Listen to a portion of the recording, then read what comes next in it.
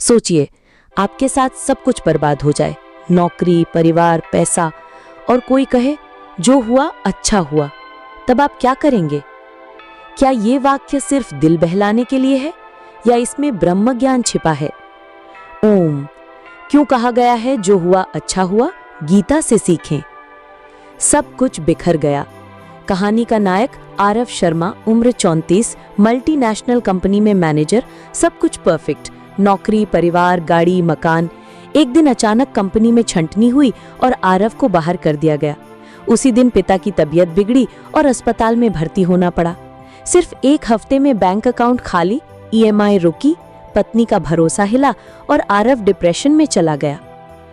आरव खिड़की से बाहर देखता और खुद से पूछता, भगवान क्यों मेरे साथ ही ऐसा हुआ? एक संत की मुलाकात। एक दिन आरव को उसकी माँ जबरन एक आश्रम ले गई। वहां बैठे थे स्वामी सदगति जी, शांत मुद्रा में, आंखें बंद। आरव ने गुस्से में कहा, बाबा आप लोग कहते हैं जो हुआ अच्छा हुआ, जो हो रहा है अच्छा हो रहा है। मेरे पास सब कुछ था, अब कुछ नहीं बचा, इसमें क्या अच्छा है?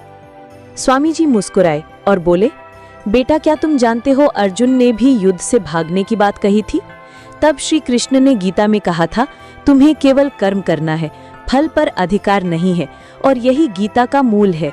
हर घटना तुम्हारे आत्मिक विकास के लिए होती है। गीता का रहस्य। स्वामी जी ने गीता का वो प्रसंग सुनाया जहां अर्जुन ने श्री कृष्ण से कहा, हे माधव, मैं युद्ध नहीं करूंगा, मेरे अपने लोग सामने हैं। श्री कृष्ण ने उत्तर दिया, जो हुआ अच्छा हुआ, जो हो रहा है वह भी अच्छा है, और जो होगा वह भी अच्छा होगा। ये वाक्य सुनकर आरव चिढ़ गया। बाबा ये तो भाग्यवादी सोच है, ये तो जिम्मेदारी से भागना है।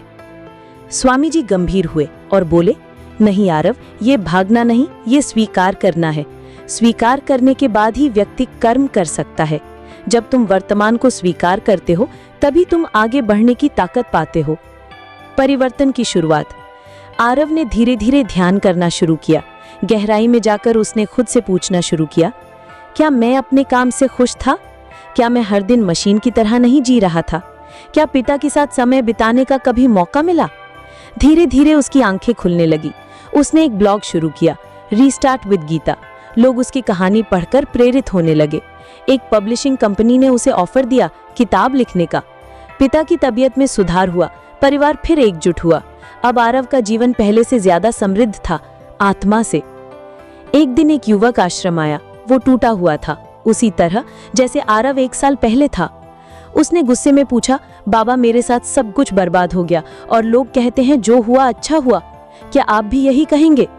इस बार